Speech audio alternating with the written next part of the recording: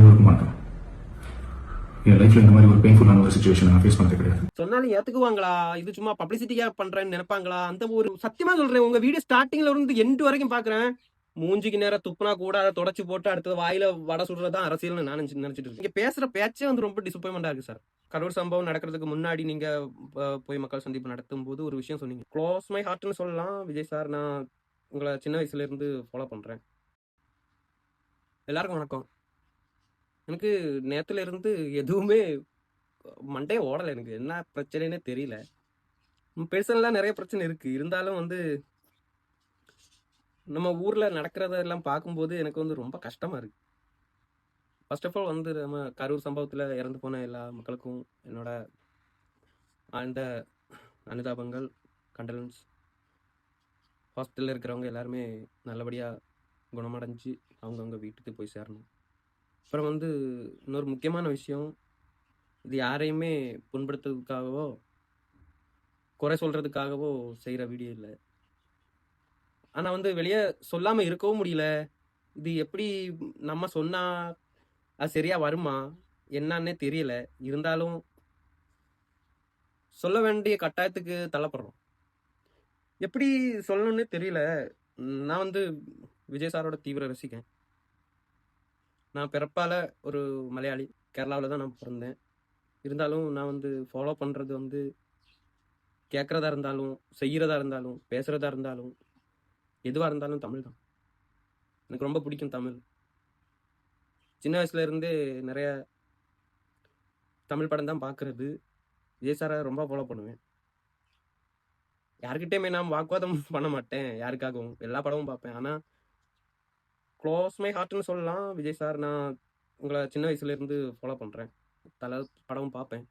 எல்லா படமும் பார்ப்பேன். யாரு பேர் தெரியாத நடிகர் படம் கூட எல்லாம் பார்த்துருக்கேன். தமிழ் படம், பழைய படம், புது படம் எல்லாம். இருந்தாலும் வந்து விஜய் சார்னா ஒரு தனி மதிப்பு, மரியாதை. எப்படி சொல்றதுன்னு தெரியல. அவரை ஃபீல் பண்ணுவேன் நான். அவர் செய்கிற ஒவ்வொரு விஷயம் நான் ஃபீல் பண்ணுவேன். அந்த மாதிரி ஒரு ரசிகன் வச்சுக்கோங்க. அவர் படத்தை விட்டுட்டு அரசியலுக்கு வரும்போது ரொம்ப கஷ்டமாகவும் இருந்துச்சு ஒரு சைடு. ஐயோ கடைசி படமா அப்படின்னு ஒரு ஒரு வருத்தமும் இருந்துச்சு. ஆனால் ஒரு சைடில் வந்து மக்களுக்காக நல்லா செய்கிறதுக்காக அவர் வரும்போது ஒரு சைடில் சந்தோஷமாகவும் இருக்கு. ஆனால் விஜய் சார், நான் இந்த கேள்வி உங்ககிட்ட தான் நான் கேட்கணும். நீங்கள் ஆரம்பத்தில் இருந்தே வந்து நாளை தீர்ப்பில் இருந்து தொடங்கி இப்போ கடைசியில் ஜனநாயகன் கடைசி படம்னு சொல்கிறீங்க. ஃபியூச்சரில் என்னமோன்னு தெரியல. காட் கிரேஸ், நீங்கள் திருப்பியும் பண்ணணும்னு தான் ஆசை. அப்போதுலேருந்தே நீங்கள் நிறைய மக்களுக்காக நிறைய விஷயம் பண்ணுறீங்க. சரியா, தெரிஞ்சோ தெரியாமலோ நிறைய விஷயம் நீங்கள் பண்ணியிருக்கீங்க மக்களுக்காக. நீங்கள் பண்ணுறதை அப்படியே பண்ணிட்டு போயிருக்கலாமே சார். அரசியல்னு பொது வாழ்க்கைன்னு வந்தாலே வந்து நீங்கள் சந்திக்க வேண்டியது, நீங்கள் எதிர்கொள்ள வேண்டியது நிறைய விஷயம் இருக்குது. நீங்கள் அரசியலுக்கு வந்ததுக்கு அப்புறம் தான் நான் அரசியலை பார்க்க ஆரம்பித்தேன். உங்களை ஃபாலோ பண்ணி தான். நீங்கள் ஒரு சின்ன அப்டேஷன் வந்தால் கூட பார்ப்பேன். உங்கள் மாநாடு, மக்கள் சந்திப்பு, அதுலேருந்து இது வரைக்கும் நான் எதுவுமே விட்டதில்லை. ஆனால் போன சனிக்கிழமை கரூர் சம்பவம் நடக்கிறதுக்கு முன்னாடி நீங்கள் போய் மக்கள் சந்திப்பு நடத்தும் போது ஒரு விஷயம் சொன்னீங்க. நானும் 2-3 வாரமாக என்னமோ ஏதோன்னு நினச்சேன். இப்போ தான் தெரியுது. வாங்க ஒரு கை பார்த்துக்கலாம்னு சொன்னீங்க. அந்த வார்த்தை எனக்கு ரொம்ப ஸ்ட்ராங்காக பட்டுச்சு. தலைவன் பிடிச்சிட்டாரு வந்துடுவாரு அப்படின்னு ஒரு ஸ்ட்ராங்காக பட்டுச்சு எனக்கு. அந்த விஷயம் முடிச்சு சாயந்தரமே வந்து நீங்க தெரியுது அவ்வளோ கஷ்டம் இருக்கும். நம்மளை பார்க்க வந்தவங்க இறந்து போயிட்டாங்க, அவ்வளோ வலி இருக்கும். இது எப்படி யாராலுமே ஜீர்ணிக்க முடியாது தான், கஷ்டமாக தான் இருக்கும், அது தெரியுது. ஆனால் வந்து நீங்கள் வந்து 3 நாளுக்கு அப்புறமா வந்து நேற்று ஒரு வீடியோ ஒன்று பேசுனீங்க பாருங்க. அது வந்து ரொம்ப ரொம்ப எனக்கு வந்து ரொம்ப டிசப்பாயின்மெண்ட் ஆயிடுச்சு. சத்தியமாக சொல்கிறேன். எனக்கு வந்து அந்த வீடியோ இன்னும் பேசியிருக்கலாம், இன்னும் ஸ்ட்ராங்காக பேசியிருக்கலாம். யாருமே உங்க பின்னாடி இல்லாத மாதிரி 3 நாளைக்கு நீங்க வீட்டிலே உட்கார்ந்துருந்தீங்க. இதை பத்தி எந்த ஒரு விஷயமே அப்டேட் கொடுக்கல. உங்க கீழே இருக்கிற நிர்வாகிங்க கூட வந்து வெளியே வந்து எதுவுமே அதை பத்தி பேசல. பிரஸ் மீட் வந்து உங்களால தான் பேச முடியல, உங்க நிர்வாகிங்க கூடவா பேச முடியல? என்ன சார் இப்படி நீங்க இப்படி அரசியல் பண்ணாதீங்க சார். இப்படி அரசியல் இப்ப கொஞ்ச நாள்ல எனக்கு புரிஞ்ச விஷயம் என்னன்னா வந்து இப்ப கொஞ்ச நாள் தான் நான் அரசியலே பாக்குறேன். நான் அதெல்லாம் கண்டுக்கவே மாட்டேன். நீங்க வந்ததுக்கு அப்புறம் தான் நான் ஒவ்வொன்னா ஃபாலோ பண்ணி எல்லா அப்டேட்ஸும் பாக்குறேன். மத்தவங்க என்ன பேசுறாங்க, இவங்க என்ன பேசுறாங்க, அவங்க என்ன பேசுறாங்க, நான் நிறைய கேட்கறேன், பாக்குறேன். அதே குறிப்பா வந்து மாற்று கட்சிக்காரங்க எல்லாருமே பேசுறாங்க. உங்களுக்கு சப்போர்ட்டா பேசுறாங்க, ஆதரவா பேசுறாங்க. உங்களால ஏன் இந்த 3 நாள்ல ஒரு ஒரு 5 நிமிஷம் கூட வந்து ஒரு ஒரு நல்ல ஸ்ட்ராங்கான மெசேஜோ, இத பத்தி ஒரு ஸ்ட்ராங்கான மெசேஜோ, ஆப்போசிட் பார்ட்டி நீங்க எதிர்க்கிற பார்ட்டிய ஸ்ட்ராங்கா எதிர்த்துட்டு நில்லுங்க. உங்க பின்னாடி நெறைய பேர் இருக்காங்க. மக்கள் இருக்காங்க. உலகம் பூரா இருக்கிற ரசிகர் பட்டாளம் இருக்காங்க. உங்க வீடியோ பார்த்தாலே சத்தியமா வந்து ரொம்ப ஒரு சைடுல வந்து ரொம்ப கோவமா இருக்கு. என்னன்னு தெரியல. எனக்கு கோவமா இருக்கு. ஆனா வந்து அதுக்கு மேல வந்து ரொம்ப ரொம்ப டிசப்பாயின்ட்மென்ட்டா இருக்கு. அந்த நீங்க பேசுற பேச்சே வந்து ரொம்ப டிசப்பாயின்ட்மென்ட்டா இருக்கு சார். எனக்கு வந்து சத்தியமா என்ன சொல்லணும்னு தெரியல. நம்ம சொன்னாலும் ஏத்துக்குவாங்களா? இது சும்மா பப்ளிசிட்டியா பண்றேன்னு நெனைப்பாங்களா? அந்த ஒரு ஒரு ஃபீலிங் இருக்கு. இருந்தாலும் இது எங்க போய் சொல்றதுன்னு எனக்கு தெரியல. சத்தியமா தெரியல. இது எங்க போய் யார்கிட்ட சொல்றதுன்னே சத்தியமா தெரியல. ஒரு சைடுல வந்து உங்களுக்காக பேசுறவங்கள புடிச்சு ஜெயில்ல போட்டுருக்காங்க. சோசியல் மீடியால இப்ப வந்து எதுவுமே பேச முடியாத நிலைமை ஆயிருக்கு. அந்த ஃபெலிக்ஸ் சார். அவர புடிச்சிட்டு போய் எனக்கு தெரியல. அத பத்தியெல்லாம் நான் போல. எனக்கு அத பத்தியெல்லாம் தெரியாது. சரி அவங்களுக்கெல்லாம் வந்து அவங்கலாம் வந்து உங்களுக்கு சப்போர்ட் பண்றாங்க. நீங்க வந்து பேசணும் சார். நீங்க வந்து வெளிய வந்து பேசணும். உங்களுக்கு தயவு செய்து நான் ஒரு வேண்டுகோள் எடுத்துக்கிறேன். உங்களுக்காக நெறைய பேர் இருக்காங்க. நெறைய பேர் சப்போர்ட் இருக்கு. மக்கள் சப்போர்ட் இருக்கு. ஃபேன்ஸ் சப்போர்ட் இருக்கு. எல்லாரும் இருக்காங்க. கூடவே இருக்காங்க. ஒண்ணு நீங்க வந்து நீங்க திருப்பியும் படம் நடிங்க. படம் நடிச்சு, அதுல உங்களுக்கு என்ன மக்களுக்கு பண்ண முடியுமோ அத பண்ணுங்க. அதுல இருந்து என்ன வருதோ, அதுல ஒரு பங்கு மக்களுக்கு செய்துட்டு போங்க. யாருக்கும் எந்த பிரச்சனையும் இருக்காது. எந்த ஒரு சேதமும் இருக்காது. உங்களால வந்து மக்களுக்கு கெடுதல் நடக்குதுன்னு சொல்லிட்டு யாரும் உங்கள குறையும் சொல்ல மாட்டாங்க. இன்னொன்னு வந்து அரசியல் பண்றதா இருந்தா அரசியல் பண்ணுங்க. அரசியல் இப்ப நான் பார்த்த குறுகிய நாள்ல எனக்கு தெரிஞ்சது வந்து மூஞ்சிக்கு நேரா துப்புனா கூட அத தொடச்சு போட்டு அடுத்தது வாயில வடை சுடுறது தான் அரசியல்னு நான் நினைச்சிட்டு இருக்கேன். அந்த மாதிரி மத்தவங்க பண்ற மாதிரி நீங்களும் வந்து வெளிய பேசுங்க. சரியா?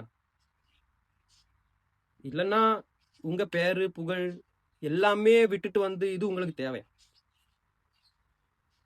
என்ன மாதிரி இதே கண்ணோட்டத்துல உங்க அரசியல பார்க்குற எத்தனையோ பேர் இருப்பாங்க. ஒருத்தங்க உங்கள பத்தி தப்பா பேசினா கூட எனக்கு புடிக்கல. ஏன் வந்து இவங்க இப்படி பேசுறாங்கன்னு அது அந்த மென்டாலிட்டில எத்தனையோ பேர் இருக்காங்க. அதுல நீங்க இந்த மாதிரி ஒரு வீடியோ வந்து அந்த கரூர் சம்பவத்துக்காக இந்த மாதிரி ஒரு வீடியோ போடும்போது சத்தியமா டிசப்பாயின்ட்மென்ட் ஆகுறாங்க. என்னாலயே இருக்க முடியலையே. அப்ப என்ன மாதிரி எத்தனையோ பேர் இருப்பாங்க. இது எல்லாமே வந்து உங்க எலெக்ஷன் டைம்ல இது வந்து பிரதிபலிக்கும். இப்ப வந்து உங்க கூட்டத்துக்கு எல்லாம் வர்றவங்க எல்லாமே 18 வயசுக்கு மேல இருக்கிறவங்களுக்கு தான் ஓட்டு உரிமை இருக்கு. நான் இன்மெச்சூர்டா நிறைய பேர் இருக்கிறவங்க எல்லாருமே நான் நினைக்கிறேன் 18 வயசுக்கு கீழே இருக்கிறவங்க தான் நினைக்கிறேன்.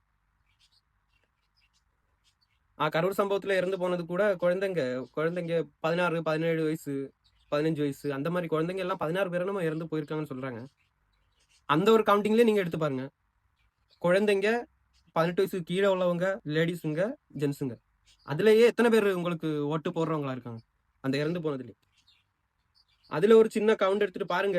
வந்து நீங்க இந்த இந்த உங்களை பாக்குறதுக்கு வந்து கூடுற கிரௌடுல வந்து 18 வயசு கீழே இருக்கிறவங்க தான் 45%, 40% அவங்க தான் இருக்கிறாங்க. ஸோ நான் என்ன சொல்ல வரேன்னா, நீங்க அரசியலுக்கு வந்துட்டீங்கன்னா முழு அரசியல்வாதியாவே வாங்க. அந்த மாதிரி மத்தவங்க பண்ற மாதிரி அரசியல் உங்களுக்கு பண்ண தெரியலன்னா நீங்க படத்திலே இருந்துட்டு, பிலிம் இண்டஸ்ட்ரியிலே இருந்துட்டு உங்களுக்கு கிடைக்கிறதுல எதனா கொஞ்சம் கொஞ்சம் உங்களால முடிஞ்சது மக்களுக்கு உங்களால முடிஞ்சா பண்ணுங்க. அப்படியே உங்க பேரை கெடுத்தாம நீங்க லைஃபை பார்த்துட்டு உட்காரலாம், ஜம்முன்னு உட்காரலாம். நீங்க வந்துட்டீங்க, முழுசா வாங்க. வர பிடிக்கலையா, இதெல்லாம் செய்ய பிடிக்கலையா, அப்படியே இருந்துருங்க சார். ஏன்னா இதெல்லாம் பார்க்கும்போது நம்மளால உங்களை ஃபாலோ பண்றவங்களுக்கு யாருமே இது வந்து டைஜஸ்டே ஆகாது. சத்தியமா டைஜஸ்ட் ஆகாது. இது அரசியல். அரசியல்னா இப்படித்தான் இருக்கும். புலி பதுங்குறது பாயறதுக்குன்னா எவ்வளவு நாள் தான் வந்து இந்த புலி எப்ப பாயும் இப்ப காத்துட்டே இருக்கிறது. சத்தியமா முடியல சார். சத்தியமா சொல்றேன், நம்மளுக்கு இந்த அரசியல் இதெல்லாம் தெரியாது சார். உங்களை ஃபாலோ பண்றதுனால தான் இதெல்லாம் நம்மளும் பார்க்க வேண்டியதா இருக்கு. புரியுதா? என்ன மாதிரியே எத்தனையோ பேர் உங்களை ஃபாலோ பண்றவங்க வந்து அரசியல் மயமாயி வந்து அரசியலை கவனிச்சு அதை ஃபாலோ பண்ணி இதெல்லாம் என்ன சொல்றதுனே தெரியாது சார். நான் முடிச்சுக்கிறேன். இந்த வீடியோ வந்து விஜய் சார் பார்ப்பாரோ, இல்லை விஜய் சாரோட கீழே இருக்கிறவங்க நிர்வாகிகள் பார்ப்பாங்களோ, என்ன யார் பார்ப்பாங்களோலாம் தெரியாது. சத்தியமாக சொல்கிறேன், நம்மளே வாழ்க்கை இல்லாமல் முன்னாடி என்ன பண்ணணும்னு தெரியாமல் தான் இருக்கும். எனக்காக பண்ணுறதுக்கே எனக்கு நிறைய வேலை இருக்குது. ஆனால் வந்து அதெல்லாம் முடியாமல் இருக்கு. அதெல்லாம் விட்டுட்டு இதையே தலையில் ஏற்றி வச்சுட்டு இருக்கேன்னு எனக்கு சத்தியமாக தெரியல. ஏன்னா வந்து நான் உங்களை விஜய் சார் ரொம்ப பிடிக்கும் எனக்கு. எனக்கு என்ன இவர் ஏன் இப்படி இருக்காருன்னு எனக்கு தோணும் சார். எனக்கு சத்தியமாக உங்கள் வீடியோ நேற்று பார்த்ததுல இருந்து ரொம்ப டிசப்பாயின்மெண்ட்டாக இருக்குங்க சார். சத்தியமாக டிசப்பாயின்மெண்ட் ஆகுது. சத்தியமா முடியல எனக்கு. இதுல இருந்து வரவே முடியல. அதை தாண்டி வர முடிய மாட்டேங்குது. சத்தியமா சொல்றேன், உங்க வீடியோ ஸ்டார்டிங்ல இருந்து எண்ட் வரைக்கும் பாக்குறேன். முடியக்கூடாது முடியக்கூடாது முடியக்கூடாது, இன்னும் ஸ்ட்ராங்கா பேசணும், இவர் இன்னும் ஸ்ட்ராங்கா பேசணும்னு தான் நினைச்சிட்டு இருந்தேனே தவிர இது முடிஞ்சிடணும்னு நினைக்கவே இல்லை. சத்தியமா வந்து என்னடா இப்படி பண்ணிட்டு போயிட்டாரு, இப்படி பேசிட்டு போயிட்டாருன்னு ரொம்ப ஆதங்கமா இருக்கு சார்.